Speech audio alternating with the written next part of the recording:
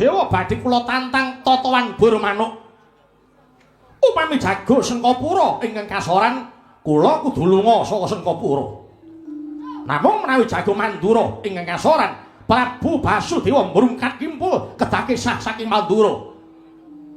Kepara saged dados jalaran kula mejahi Prabu Basudewa man. Mila paman, kula wawas wadya miwah kawula Mandura boten wonten ingkang saged mapaki kasekten paduka paman Suprati Mantra. Purun boten purun paduka paman kedah saged dados jago Sengkapura. Oh inggih nggih. Menawi tetela mekaten kula sagahi. Namung pripun? Menawi Prabu Basudewa sampun seda menapa dipunanggep rampung mestinipun dereng. Lho.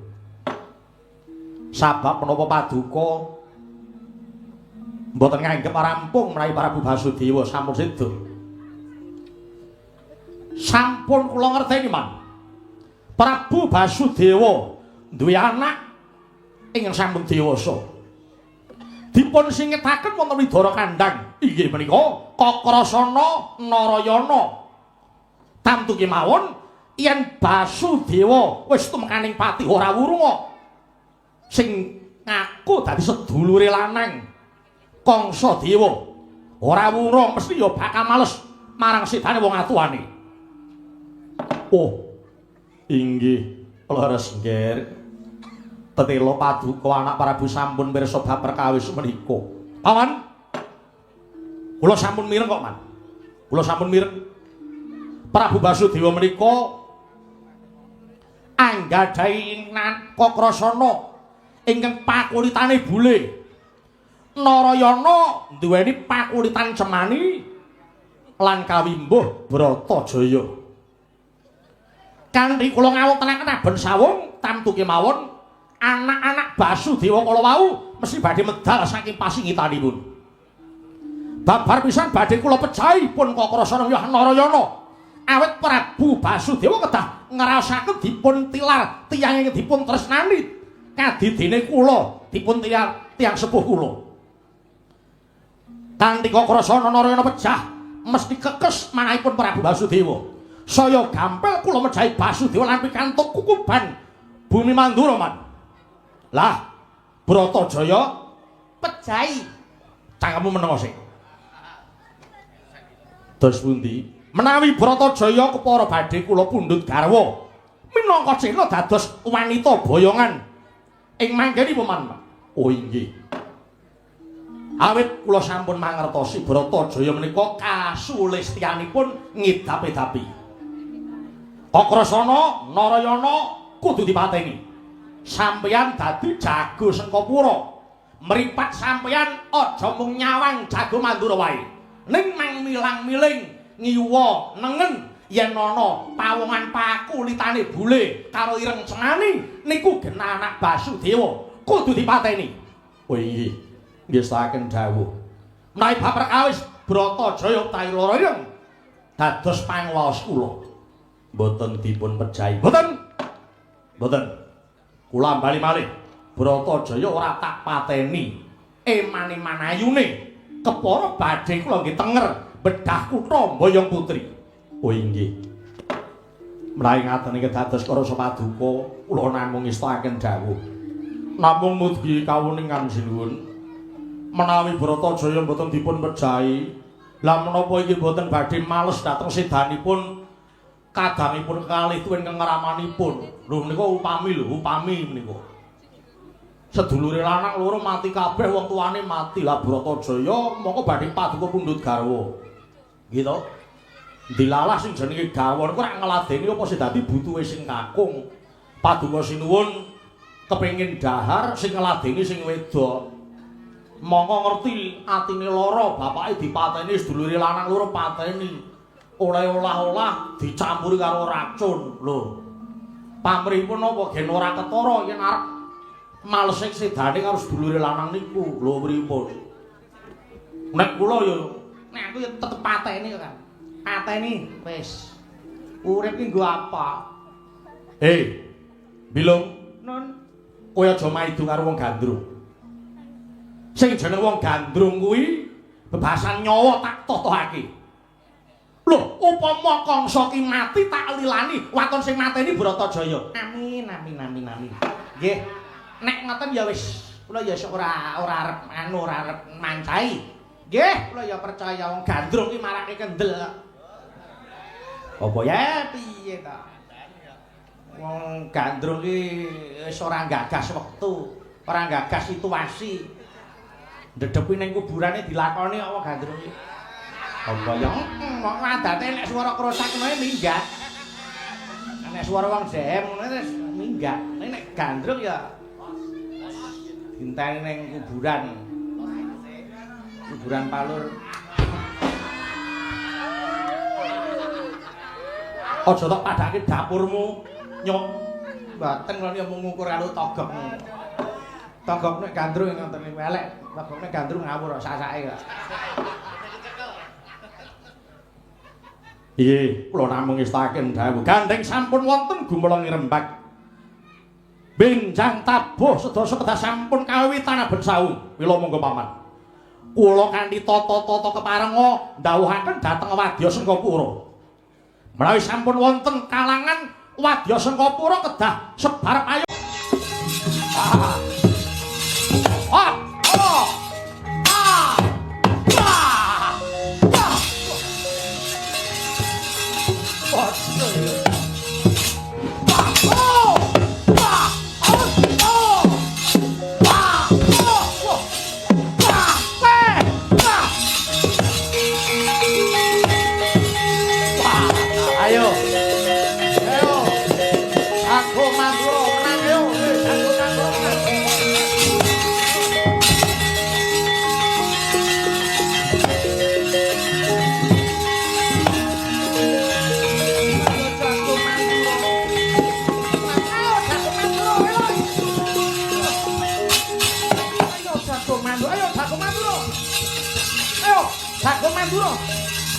Bakul Madura menang. Lanang. Lanang barang kok disuk. Eman-eman.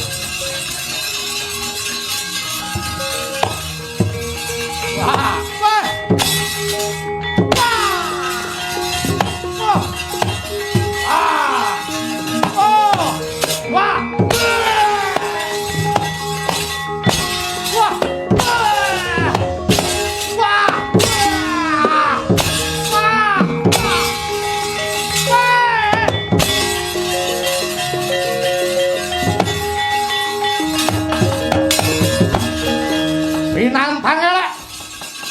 Sengkapura durung kalah. Jagone mati botohe majuwi.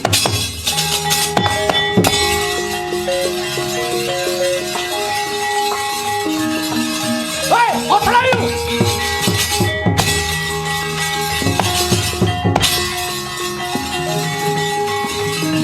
Kalah. Aku maju lanjut. Otrayu.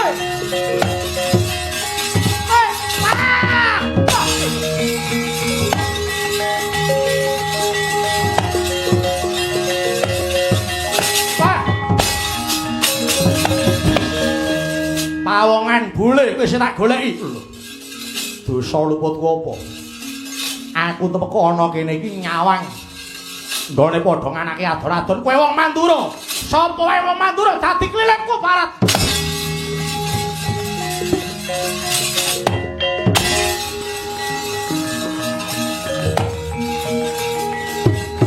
Oh.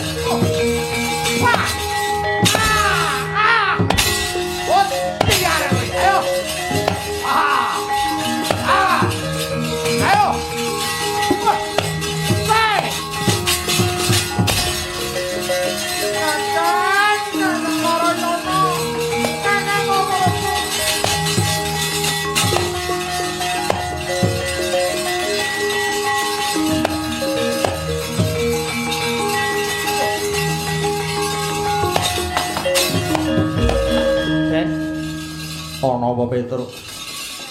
Nika anu. Sing putri wae celuk-celuk kakange niku. Dale nika. Kakange diruket. Nika ora ratu Sengkapura to? Iya. Dale niku lho. Adine wedok malah gulung poming. Arep belane ora iso niku pripun, Den? Nika pripun, Gus? Semene asa tak tibani jemparing saka kadulan niku.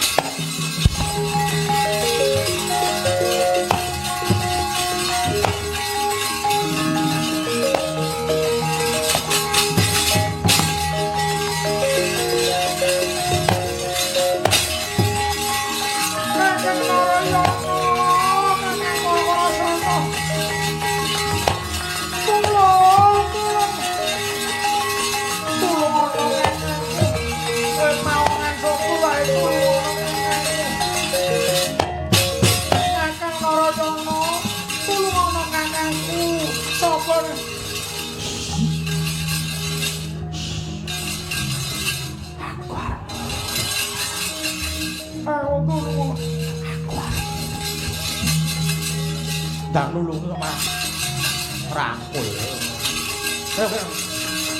Pun makke dalem mawon. Tulung ana kakang kok krasana. Ah! Woi! Wes biar.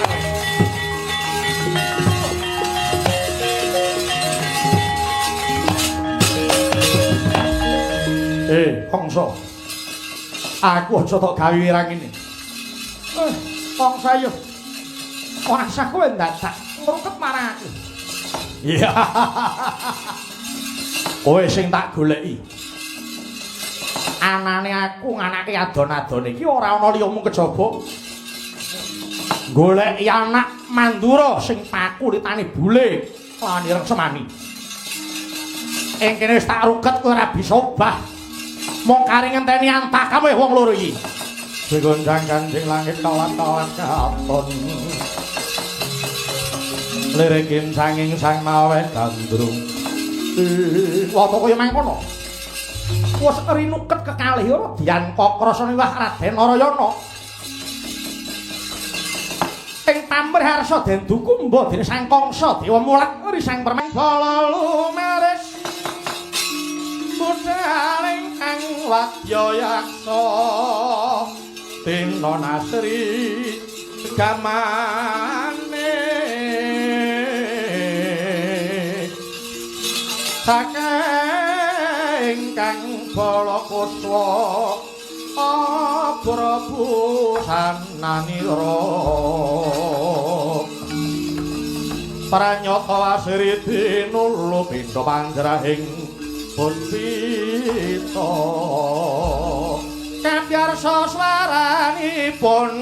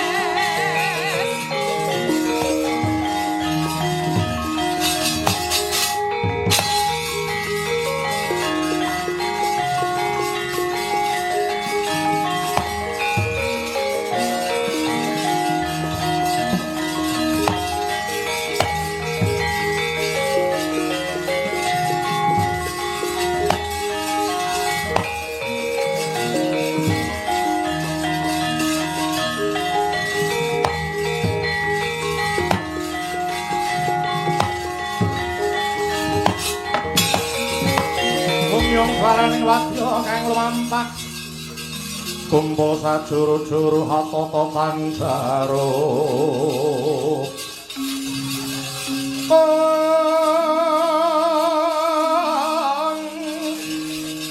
seni omat parna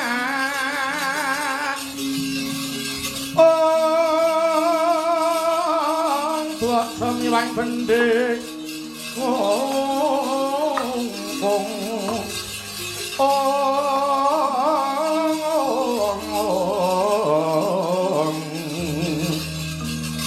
wadya yaksa kang minangka duduk ing para wadya kala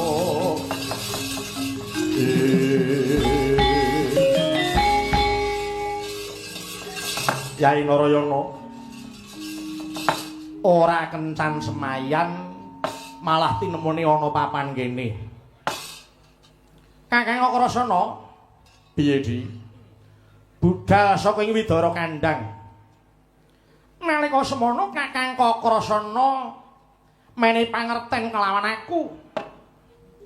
Lamun to aku kelawan Kakang Kakrasana kuwi kudu duweni sifat kandel minangka kanggo tetamenging diri.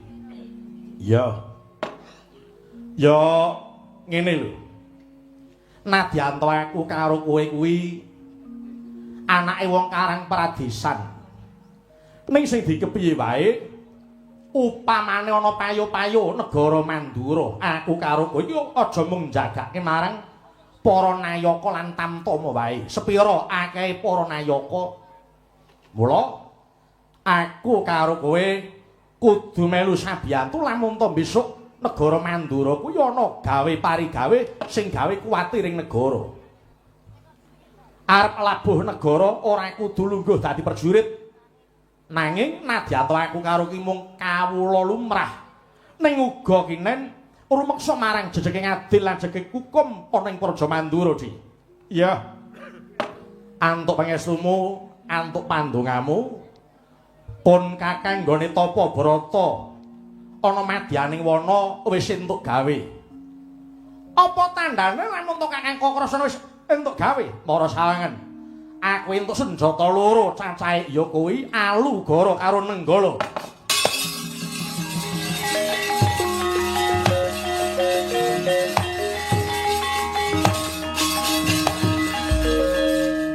Malah dalah. Wah, hebat. Ing ngatasé pusaka duweni pamor lan kawibawan sing edap-edapi. Ya. Olehku golek iki ora kok mung narik barang ora ketok terus dadi tak cekel iki ora lho. Iya tak lakoni aku Tapa Brata, aku ya poso. Ono, ha iya no. Nalika durung wujud gegaman iki wujud ula gedhe mulet marang ragaku. Tumuli tak tandangi tinemune wujud pusaka loro iki. Ya. Pancene lok wis mara gage rangkakno dhisik Kakang Kakrasana. Ya. Piye? Ora ya ora muspra to wong jenenge Kakrasana nek wis gelem tapak semedi maladi hening cekake ora bakal nguci wani. Ayo, kowe iki entuk apa? Ya. Aku Tapa Brata sing ngancani ya mung Kakang Udawa. Kakang Udawa ya Tapa. Ya ora ya mung akeh le ngemil karo sing Tapa. Wong sasat aku iki luwe-luwe dhewe, prihatin-prihatin dhewe.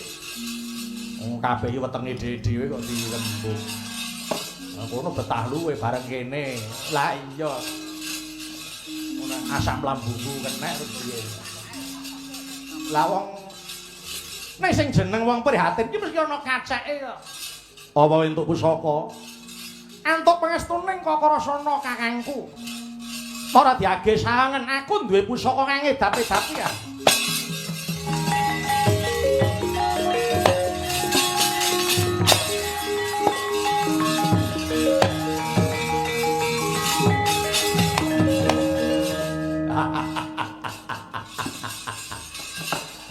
Pusaka kok kaya girpit. Iki tak goleke entuk no kuwi. Iki mok kaya kembang. Iki pusaka apa pusaka? Oh, lah nyepelekke. Iki jenenge Cakra Baswara. Iki kena kanggo manguru rasatur marga iki. Pancen pusaka ampuh. Lah terus kembang kuwi apa kuwi? Ndubur eh. Iya. Aja ngina to. Iki jenenge kembang Wijaya Kusuma. Wijaya Kusuma ya. Kembang iki duweni kasekten. Bisa maloyake wong lara lan bisa nguripake wong mati sing durung pinesti. Apa iya? Ah wong durung karuan bukti nyatane wis tak umukke. Ah nek Nenggala wis tak buktekke. Kanggo ngesak segara wis iso. Lah yung Mati kok diuripke mung dayane kembang. Oh, alah mbok wong iki rasah ngaya-wara. Wilemu tuku to, kowe ora topo, kowe mesti tuku, kowe mesti ngenteni kowe. Ayo, persajan wae, mergo saiki akeh wong sing duweni pusaka iki Daman Wijaya Kusuma. Iki rega semene, entuke ning kene. Ora bakal kowe entuk topo entuk kembang. Aja maido to. Kabeh kuwi ora ana bukti kasunyatane mesti aku maido. Cakra iso kanggo mateni wong, kembang iso dienggo nguripi wong sing durung pesine mati. Yen pancen Kakang Kokrasana maido, mara sangen ya, Kang. Ora percaya kowe.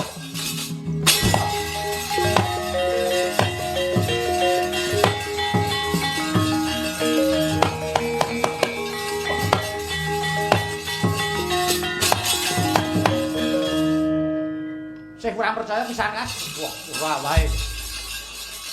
Piye? Waduh, duh. Wah, melu kok mung dienggo pembunuhan. Wong kene iki wis direwangi melu melek kok. Aku kira ya mung nyatake kandhane Kakang Kokrasana.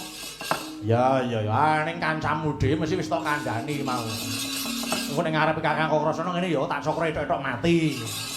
Terus tak uripe urip aneh, pamrih gen saya larang regane iki.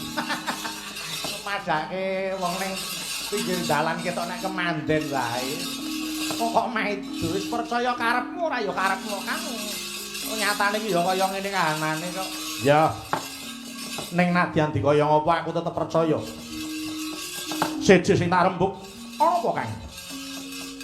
Krungu pawarta kang binandunging karna saka Mbok Bagol Sinambiwara lamun ta wektu dina iki para Raja Mandura bakal ana adon-adon jago menungso. Oh ngono? Iya. Mula aku kok kepengin banget sumengko rasane atiku. Kepengin nyumurupi adon-adon menungso iki mengko unggul ing ngendi. Pawarta kang dak tampa ya kuwi jago saka Sengkapura lan Mandura. Oh iya. Aku ya kepengin banget nyumurupi Kakang Udawa. Piye? Aja kere gawe bebaran kelawan aku. Lan uga Kakang Kokrasana. Kuwi gati aku kepengin ndelok adon-adon ana ing Praja Mandura. Ya, ayo. Yen pancen ngono lon-lonan dungkap wanci pas titi wancine nganake adon-adon wis padha parapta ning papan. Ayo tak dereke Kakang Kokrasana. Ya telangan ninggalang yuwana kelar banda muntang tinon lirik kunang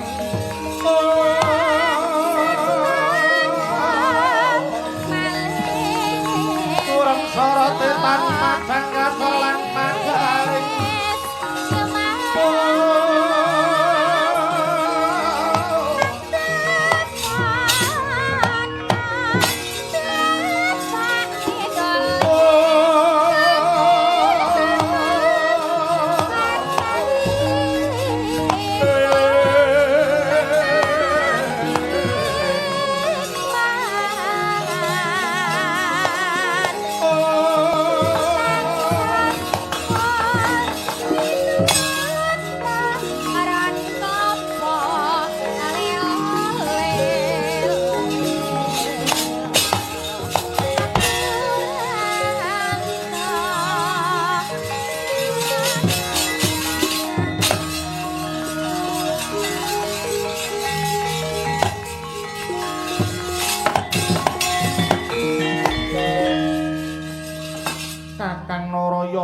goleki kuda saka ing Widara Kandhang. Aku mung kepengin ngupati Kakang Narayana. Kuwi gati bakal tak kandhi ndelok adon-adon ana Mandura. Bratajaya. Piye? Ya. Nalika semana kowe kang wis tok sumurupi. Pun Kakang mlebu ing madyaning wana masing sepi neter marang ketrimaku. Neng gane wis entuk gawe, mula banjur aku tumeka ing papan kene iki. Iya.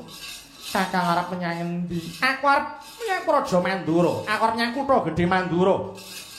Kuwi gati bakal ndelok adon-adon. Aku melu ya, Kakang. Aku melu aku aja tinggal ijen. Kowe iki wong wadon lho. Mongko adak saben sing tak ngerti lamun ana adon-adon mbuh jago bokongan apa jago bombongan. Kuwi akeh wong lanang sing padha nyumurupi. Apa meneh iki mengko kondange jare jago adu menungso. Mesti akeh wong lanang padha nyumurupi wong adon. Ora ana mengko bakale. Ya ora ning kepiye wae aku tak melu. Aku jeleh mapan ana widara kandhang kok, Kang. Mula karepen aku mengko ora ana priya sing ganggu aku gandengen terus. Ono iya.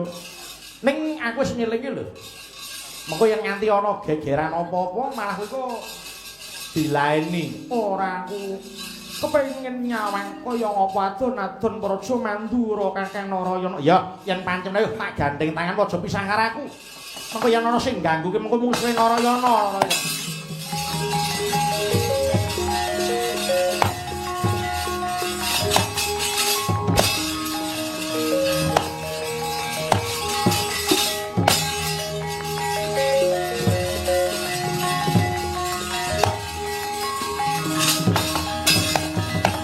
Iku sanyatane Kunjang seret limangun Mengkemana luri Ingetau pundi Linanjung lang-lang rara sing pamyat rengganing para tulya sri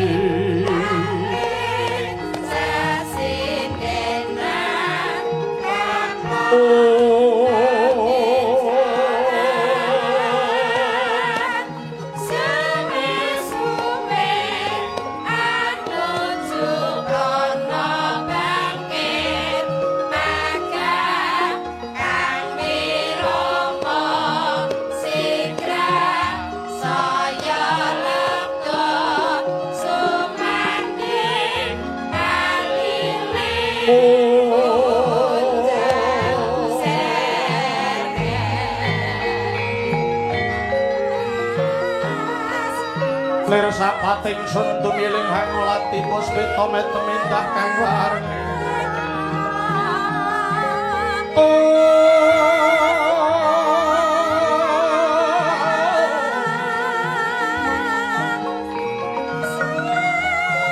Mitering taman anon kang sekar waras iki kumenyuting Yasbaya ta jatuh krama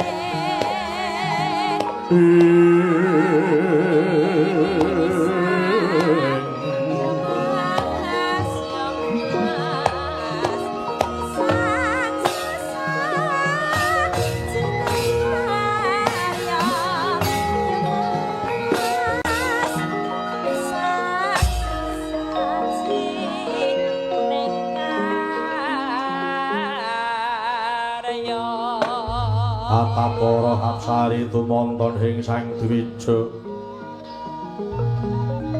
Kadyangge Warajiwa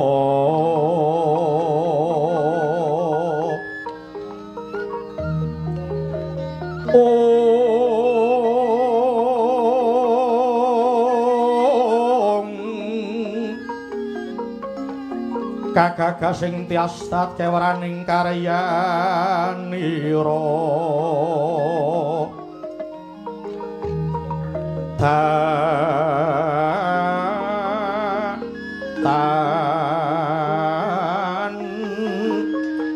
Untuk samyomyat rengganing prabata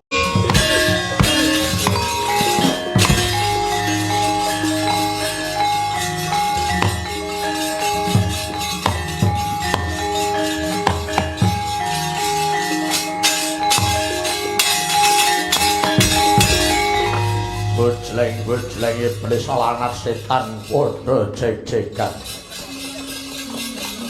suwe nggonku ngaranti marang patih Kartopiyoga nggone mbedhak mituruti marang pamothahe calon garawaku Dewi Erawati nganti ngrik dina iki durung katon bali jane mudhar apa piye yen nganti ora kalakon aku dhewe ingkang bakal ngobati kang dadi kekudangane calon garwaku. Kula ingkang sowan sinuwun.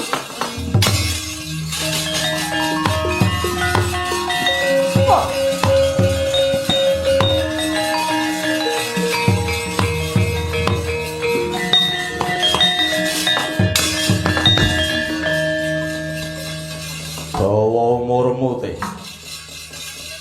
Kepiye pawartane nggonmu mbedhak? Apa wis entuk gawe? Parmatur sinuwun. Mugi andados ning kawuningan. Anggen kula ngopati kekudanganipun. Gusti kula Punirawati dereng pikantuk damel. Aku wis kandha. Yen kowe bali ora entuk gawe, wis tak cawisi wit Garuda komplit sak dadunge nggo gantung gulumu teh. Nyun pangapunten sinuwun. Anggen kula umawani wangsul wonten tirta kadasar menika kula pinanggih wanudya cacah kalih. Piyambakipun ngakenali kadangipun Sang Dewi Rawati. Nami Surti kanthi sapun Banawati. Sedulure Rawati jenenge Surti kanthi lan Banawati. Inggih sinuwun. Apa karepe? Apa dheweke bakal ngrebut bali marang kadangi? Babar pisan boten.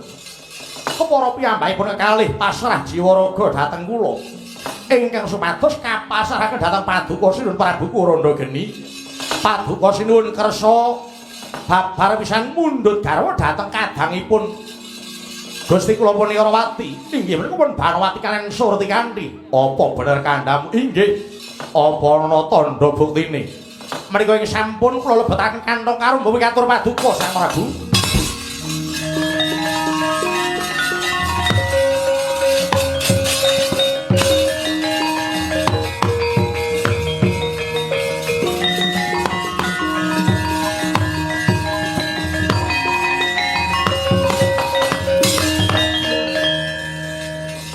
Ana wanudya loro cacahe.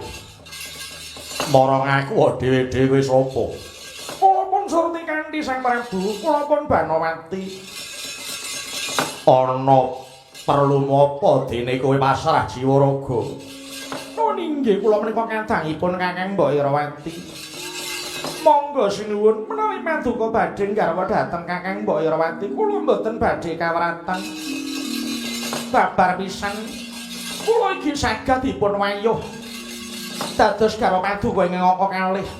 Semanten ugi kula sinuwun kula saged dados garwa Paduka ing angka 3. Bakenipun kula mboten pisah kaliyan Kakang Mbok Irawati. Ya jagat Dewa Bathara. Wah, wong bejo ora kaya Kuranda Geni ayo.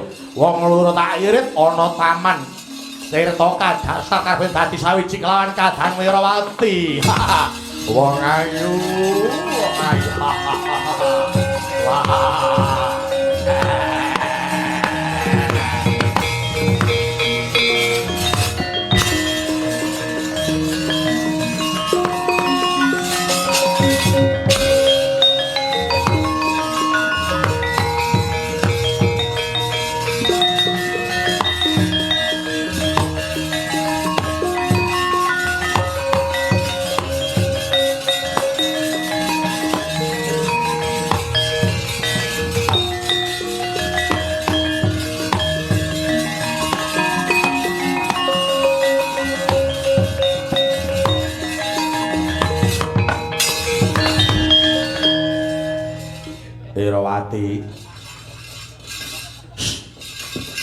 Irawati wong ayu Irawati walah dalah ditekani calon bojo kok mah mlengos sajak kaya ora butuh kae.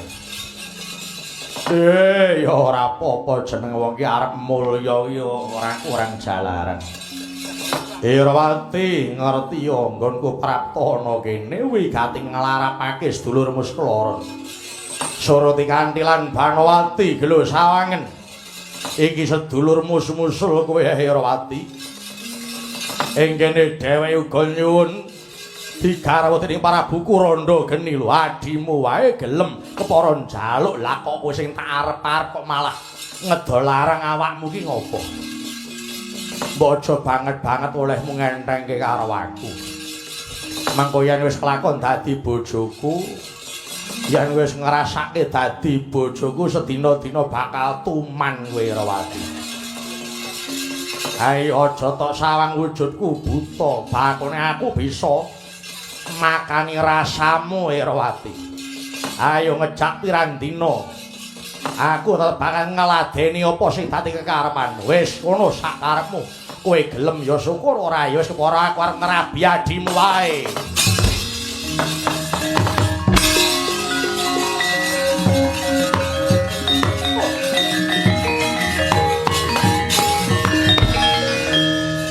iki kan dangku Surti kanthi Banowati kang sumusulana kene. Aja mingirke blatmu ya, Di. Aku ora sudi dadi karane Prabu Kuranda Geni. Ayo bali wae, Di. Buni gonjang kancing langit kalap-kalap. Katon liring tanging sang mawe gandrung. Babar sejatining wujud.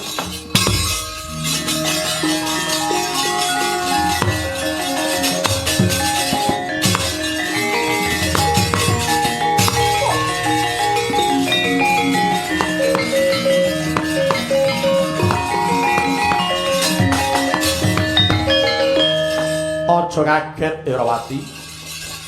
Kakrasana ingkang mimba Banowati Permadi kang mimba Surtikanti. Iki kabeh namung minangka dadi karti sampeka kepiye bisane nyelametake siram Rawati. Ayo. Tak boyo metu saka taman Tirta Kadasar Rawati.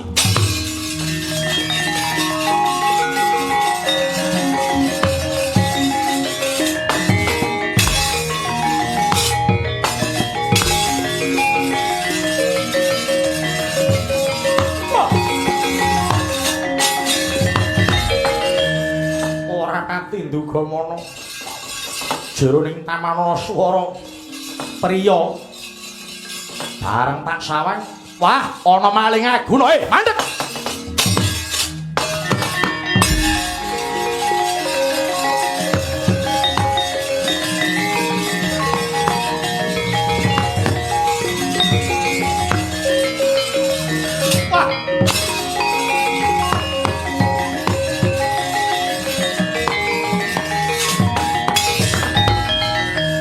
maling aguna wani mimba. Kowe sapa?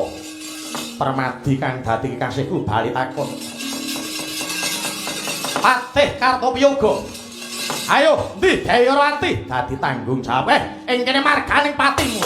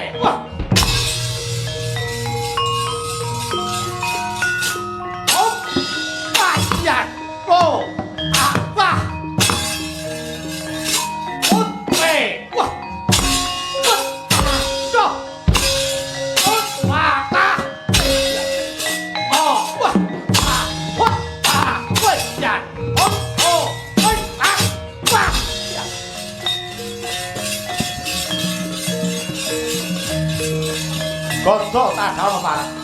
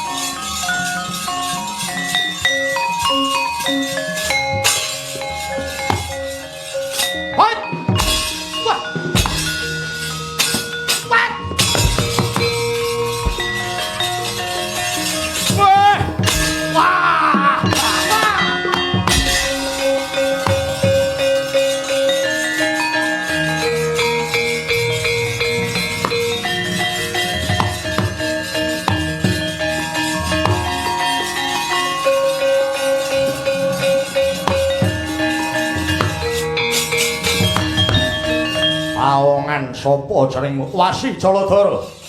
Kowe sapa Prabu Kuranda Geni?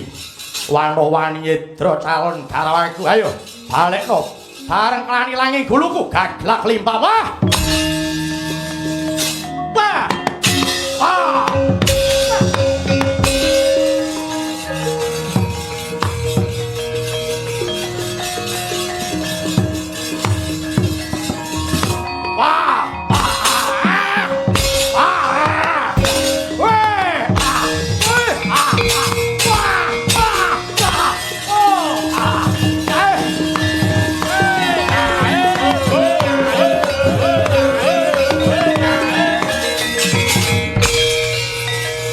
Menggolo tak ono.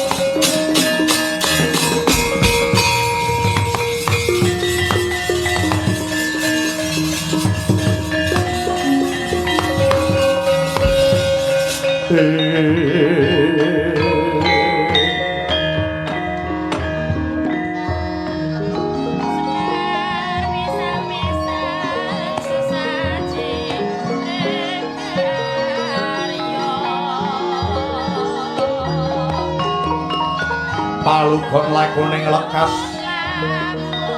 kula kita linuding kidung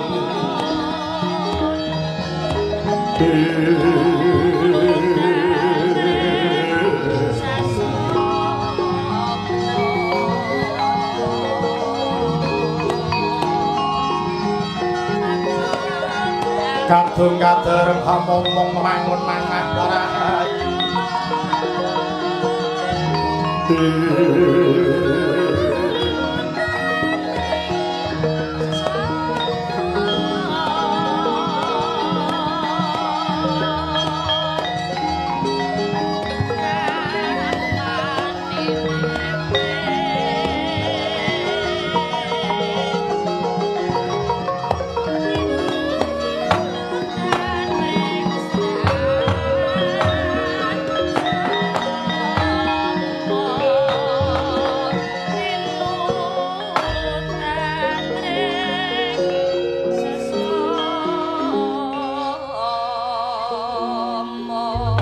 Enggar sang wisating hawan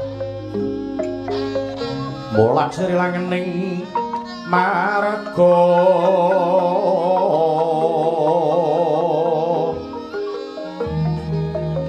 puspita wanjarahing tepi menur melati sumarasana desta susugun sira sang lumaris sesaji gandha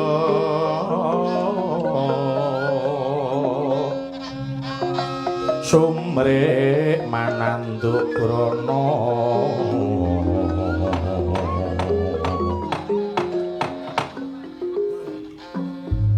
ya jagat dewa Bathara Kisanak kula ngaturaken panuwun dene paduka Kisanak sampun manggihaken dhateng anak kula Punirawati. Inggih sinuwun menika sampun dados kewajiban kula minangka dados brahmana sesamining agesang kedah tulung tinulung sinuwun. Inggih Kisanak keparenganila parami paduka menika sinten? Inggih sinuwun kula menika pendhita wingking saking Redi Rewantaka dinami kula pun Wasi Jaladara. Oh inggih dipun tepangaken kula Prabu Salya Kisanak. Sang Wasi Jaladara nadyan kula menika bombong hawit paduka sampun manggihaken dhateng anak kula Punirawati. Ugi kula ngaturaken panuwun dene sampun manggihaken anak kula. Ing ngriki kula kedah netepi sabda pangandika ratu. Nalika anak kula ical kacitra dening Prabu Kuranda Geni lumantar Patih Kartoprayoga. Kula anggadhahi sayembara sinten ingkang saged manggihaken menawi pawestri badhe kula kadangaken Sinarawadi menawi kakung badhe kula jatuh kramakaken.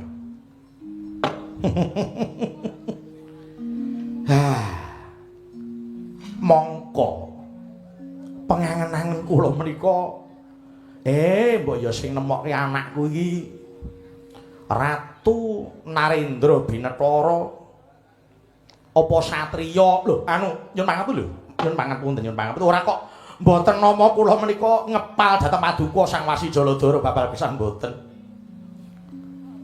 Menawi anak kula mangke kajatu krami sawening pendhita wah gek badhe dados menapa awit pendhita menika ora pendamelanipun namung puji dikir puja brata nggih to lah menapa badhe saged nyembadani anak kula Irawati wong nyatanipun anak kula iki kulina sinubya-subya ana ing negara nyun pamit.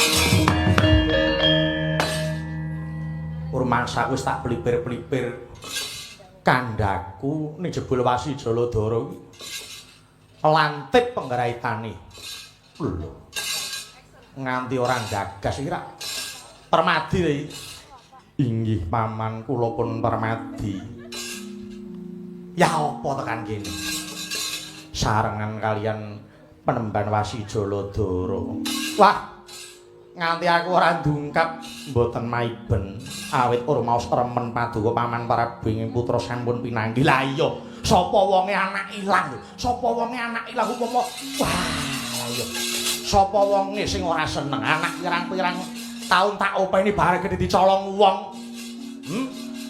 apa ya ora grantes pikirku to Permadi. Inggih mula nganti pun paman nganake sayembara sapa sing bisa nemokke anakku Irawati yen wedok tak sedulure Sinarawadi yen lanang tak rabekke dadi bojone ning pengangen-angenku ki rak satriya apa ratu.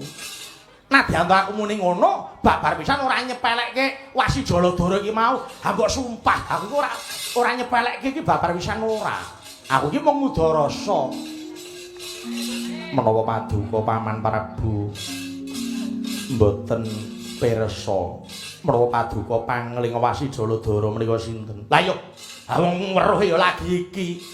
Wasi Jaladara krungu jenenge ya lagi iki. keparenga atur weninga paman Prabu. Piye? Eneng apa? Wasi Jaladara menika sejatosipun putra Mandura menika Kakang Mas Kokro. Waduh mati ya. Piye? Wah.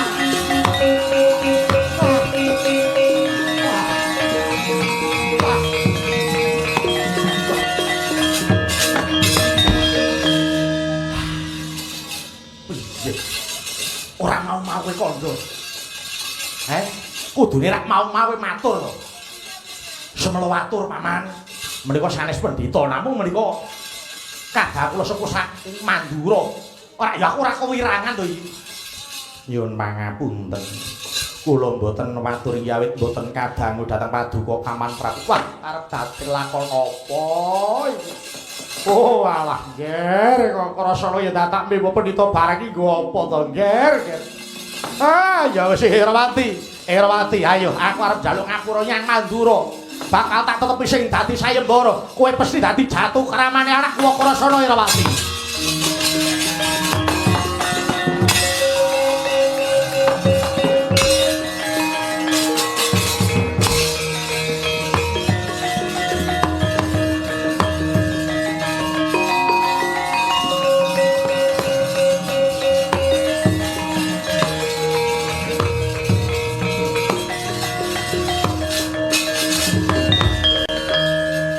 Ya wis dadi nasibe Wasi Jaladara. Lelakon adile dilakoni penandang adile kudu disandang. Ing kene tegese aku durung wancine mbaya marang sawening putri. Kudu isih mbacotake nindake tapa ngrang. Ya tak tutuke olehku dadi pendhita wae.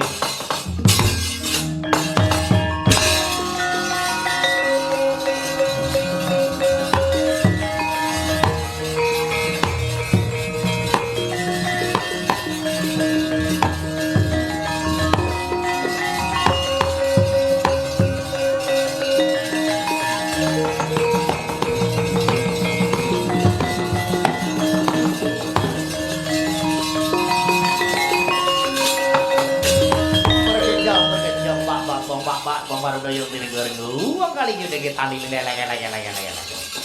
Kayangan Suralaya kunggan munggo dening adi guru panjenengan kula niki nek golek saraya sapa ingkang bisa ngrek Semarang kayangan Suralaya. Ora ana liya takang wis piniji ya kuwi satriya kang pinandita ya Wasi Jaladara ya Kakasana. Iwatine tekan semene urun-urun ketemu. Walah salah. Lah kae nek tak goleki kok krasana manteger.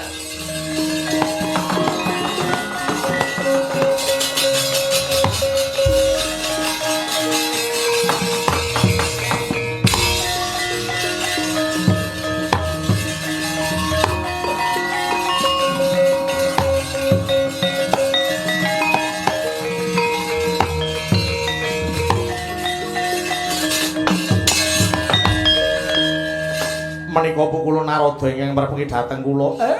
Ya Karsana Kakrasana. Kula ingkang merpengi parang jeneng kita Kakrasana. Wonten menapa? Awit kula diutus Adi Guru ngertenono lamun kayangan Suralaya wektu dina iki kunggan mungsuh saka ngrengga bumi Prabu Naga Prasanta.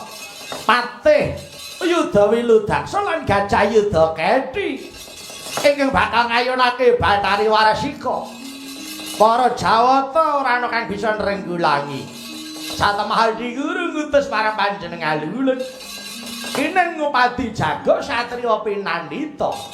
Monggo sak lumahing bumi sakureping langit ora ana satriya pinandita. Amung kejaba kita Wasi Jaladara ya Kakrasana. Mula wektu dina iki Karsana gelem sira dadi jagoning dewa nyirep marang angkara murkane Narendra Kerengga Bumi Prabu Naga Prasanta. Oh iya, menawi mekaten sampun dados santepi manah kula. Gesang kula badhe kula sramakaken dhateng sok sinten ingkang betahaken kalebet para Jawata kampung tak kanthi Nyang Suralaya. Wis tak dawuh kula.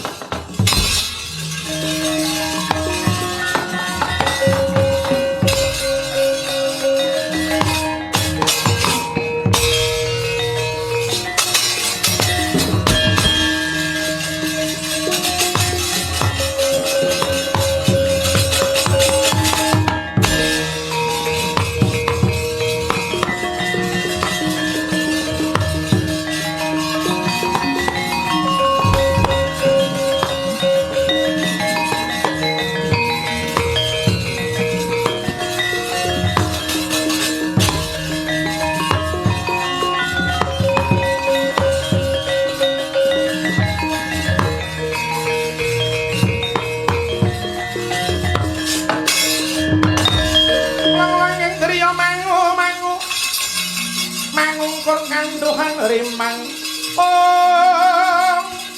lir-lirna tanpa kanin yen tan tulus manggo sang Hyang Utama mangkono sang nata muda wis ngalon ngarep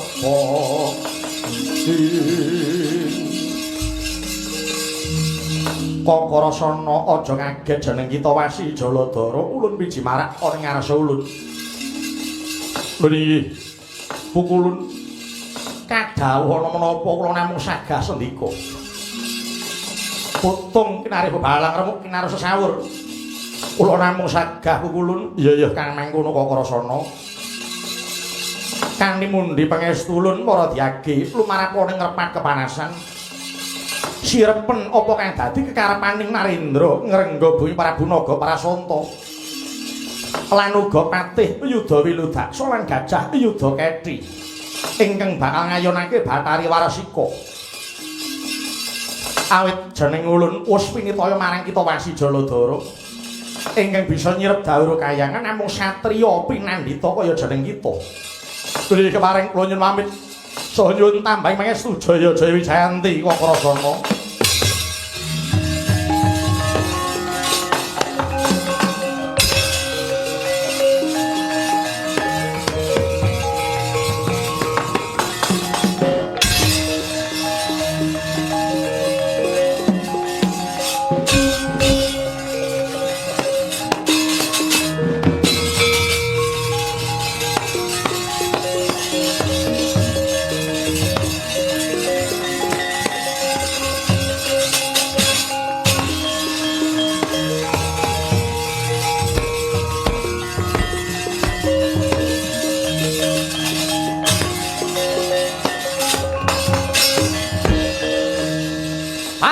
Wonten dawuh elok sih sasaestu kula kampiyun wah ya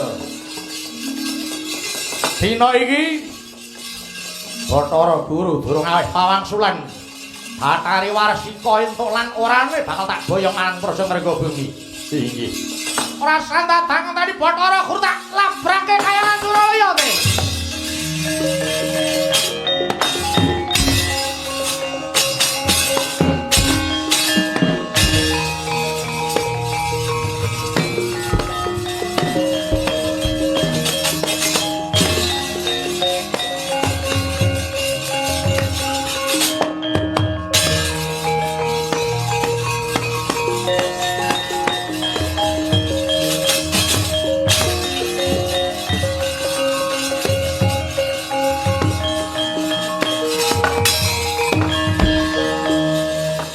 pawongan nyegat kang dadi lakuhe kowe sapa?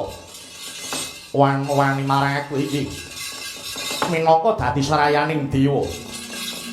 Wasi Jaladara ya Kakarasana jeneng bali lakon kowe sapa? Narendra ngrengga bumi Prabu Naga Prasanta. Kowe dadi serayaning dewa para nyata.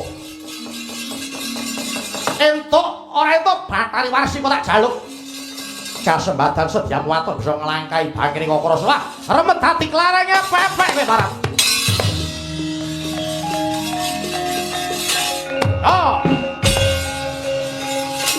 Hei.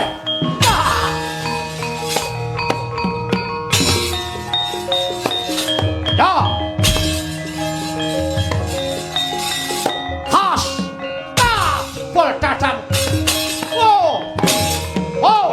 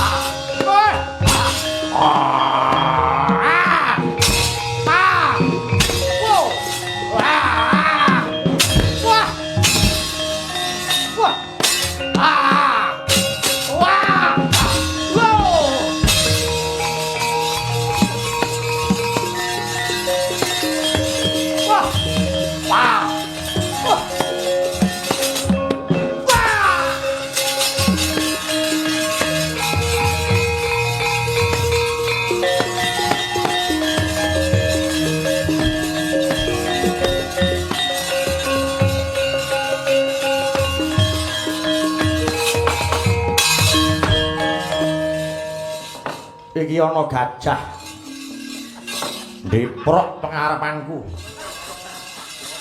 Wah, lulut sasake gajah iki. Inggih Raden. Lho, isa tata janma? Inggih. Kula menika titianipun Prabu Naga Prasanta ing Ngrengga Bumi. Ratu karo patih Ngrengga Bumi wis tumekaning pati. Apa kowe arep mbelani pati? Ayo maju rene. Telorong nenggala sumyur mestakamu. Waduh mboten Raden.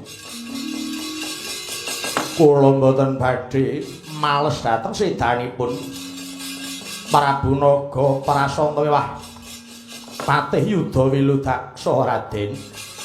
Kepara kula pasrah pejah gesang kula teluk dhateng Paduka Raden Kakrasana. Minangka cihna kula teluk kula sagah dados titian Paduka Raden Kakrasana. Ya tak sekseni kandhamu Yudha Keti.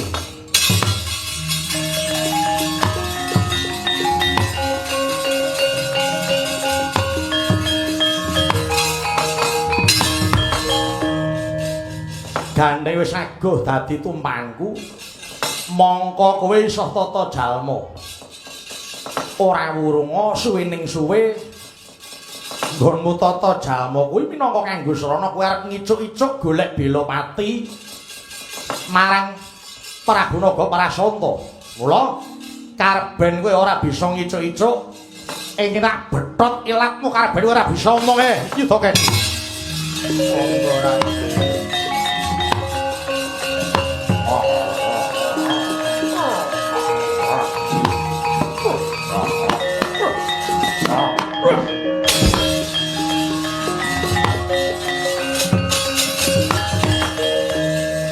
Bakal tak kirim bayu karben pulih kekuatanmu Yudha Keti.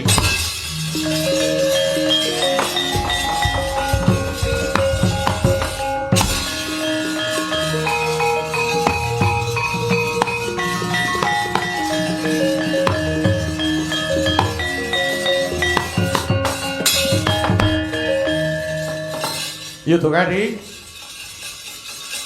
Ya. Tanggap apa sing dadi karepanku? Kowe dadi titianing Kakrasana Iwasi Jaladara. Kamang nututna sak alaku kowe kudu manut areh perintahku Yudha Keti.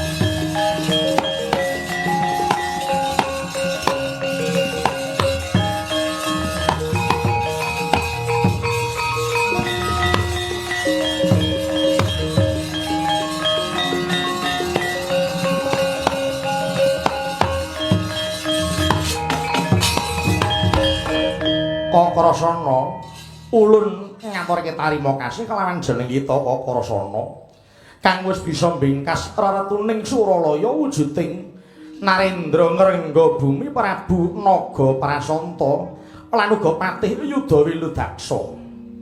Kepara gajah Yudha Keti wis pinesti dadi tumpakan kita Kakrasana. Ing kene minangka dadya sineksen jagat saisine kita kang wis minangka dadi jagoning dewa utawa dadi balaning dewa.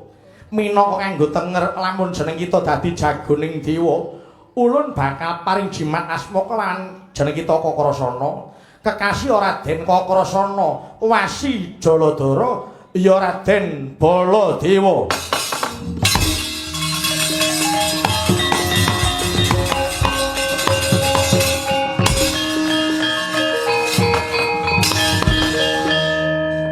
Ngaturaken pnuhun pukulun dene paduka sampun paring sipat kandel wujud jimat asma dhateng pun Kakrasana inggih namipun Baladewa. Iya Kakrasana timing ngatake denger lak jeneng kita wis pinesti dadi jagoning dewa kowe dadi balaning dewa ngono sing dikepiye wae kowe tetep dadi balaning para Jawata ya Kakrasana. Lho iki saking dawuh pukulun Kang mangkono Kakrasana ora kajeneng ulun iki nundung marang jeneng kita Kakrasana ki babar pisan ora. Jeneng ulun ora nundung marang jeneng kita. Wis titiwanci kita kudu bali marang negara kita Mandura. Kabeh wis tinulis dening Gusti Kanggelar Jagat. Kabeh wis kinudrat lakuning wektu, lakuning wanci. Kita kudu nglakoni Kakrasana. Lho iki dateng sendika ngesaken dawuh kepara namipun Baladewa menika handadosaken saya tatak tetek tanggon. Hanggen kula ing benjangipun ingin dipun kudang dhateng Kanjeng Prabu Basudewa ngesuwi minangka dados narendra ing Mandura. Kang mangkono kok enggak tumurun Ngadyapada. Ya Kakrasana. Kurang prayoga lamun jeneng kita kesuwen makan ana Suralaya. Enggal bali marang Mandura Jaya Wijayandi paring pamit kula.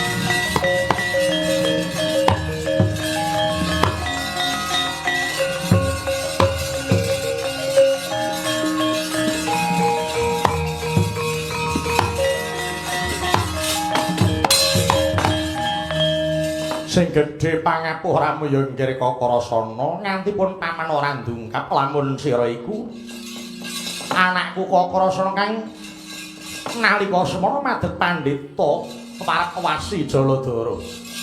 Inggih paman mboten dados menapa. Nggir Kakrasana kula wonten dawuh. Pun paman bakal mujuti apa sing dadi pangandikaku nalika mbiyen. Anakku Herawati Kacidra Narendra Tirta kang dasar. Sapa kang bisa nemokake lamun wadon bakal tak kadangke Herawati? Yen kakung bakal minangka dadi jatuh karamane. Monggo gandeng sira ingkang bisa nemokake marang anakku Herawati mangsa Bandhawa. Herawati ndak pasrahke marang jeneng sira Kakrasana. Iki minangka dadi jatuh karamamu. Pun paman ora mitung kowe anak ratu apa dudu. Lamun ta sira pinesti madhep pendhita. Ingsun uga lila legawa. Lila legawa. Anakku Herawati karben minangka dadi jatuh karamamu. Kuri wis pancen dawuh para seksenana. Bumi langit nekseni wis pinesti. Anakku Herawati pasti dadi jodhone anakku Kakrasana.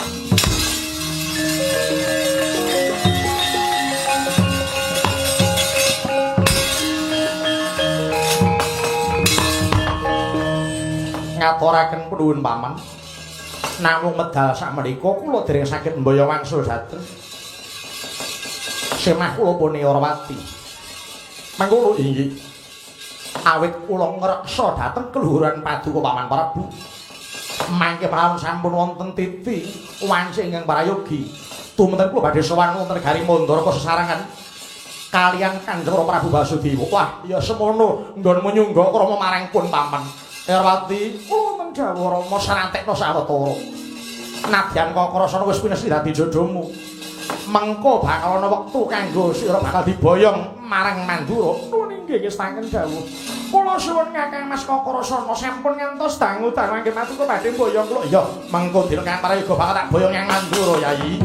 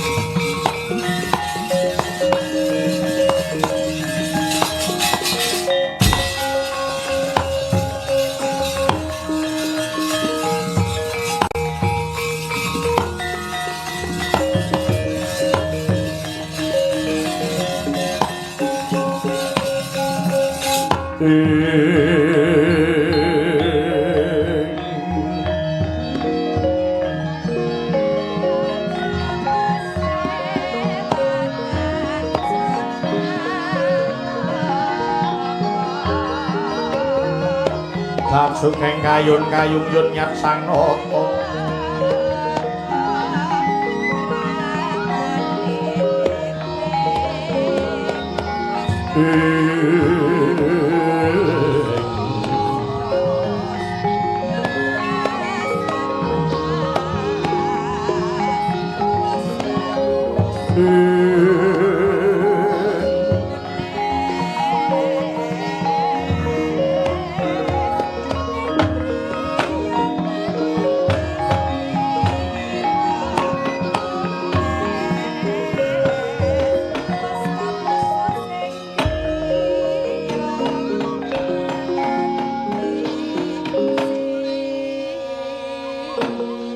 putra Kunggir Kakrasana wonten dawuh Rama Dewaji sineksen kabeh warga Gung Praja Mandura aruming asmamu wis kontak nganti ing negaramu sira kulup wis mbuktekake meneh ing reh tanggung jawabmu tumrap marang Praja Mandura ketitik bisa nyirenake satru murka para bunaga para santa satemah Mandura kalis saka bebaya jinajah mungsuh lan uga kang bakal ngratoni marang Suralaya kang mangkono saya madhep mantep atiku nggonku nglumintirake pangwasa Mandura marang sira kulup apa meneh nggonmu tapa Brata wis pinaringan wujute pusaka kang ampuh ya kuwi Nenggala lan Alugara kang mangkono wis titiwanci makutha kencana kadewatan agemane kengeyang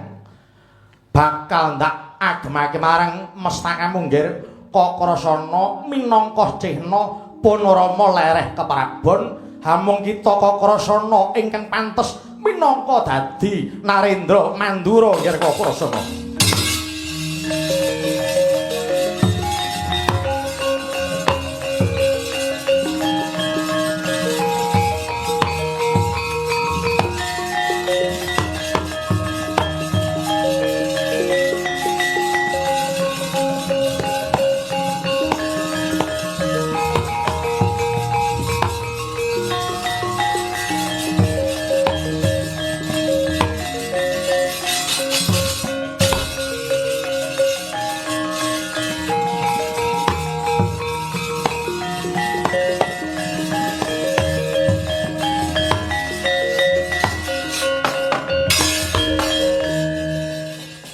Sakwise jeneng sira Kakrasana wis ngagem kutha kadewatan agemane kengeyang.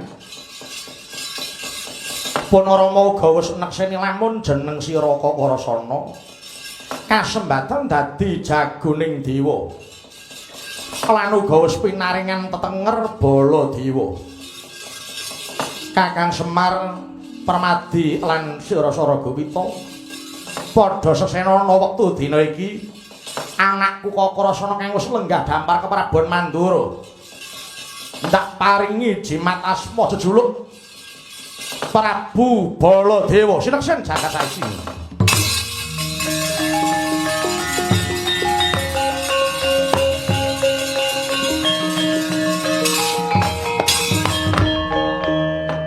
katon sumunar cahyamu bareng sira kulup ngagem kutha raja. Tandha menawa Gusti Kang Ito Jagat wis paring pangestu marang sira kulup sakwise lenggah dampar denta. Manggota para nayaka mudhune kabeh para kawula Mandura. Awit saka karsaning ingsun wiwit dina iki ingsun rereh keprabon. Sabanjure panguwasa negara Mandura sakutuhe ndak pasrahke marang putraku Kakrasana kang bakal nerusake lelabuhan ingsun. Ingsun Amisudha Narendra Mandura ya anakku Baladewa.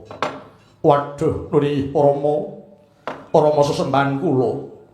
Ngaturaken genging panuwun dening Kanjeng Rama sampun mitados dhateng kula supados nglajengaken lelabuhan paduka.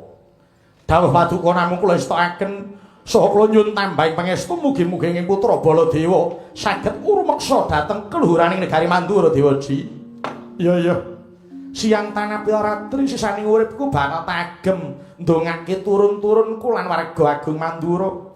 Dimane tansah manggih hayu-hayu ayune skala kulup Baladewa. Sinuwun Prabu Baladewa. Ana apa Patih Saragawita?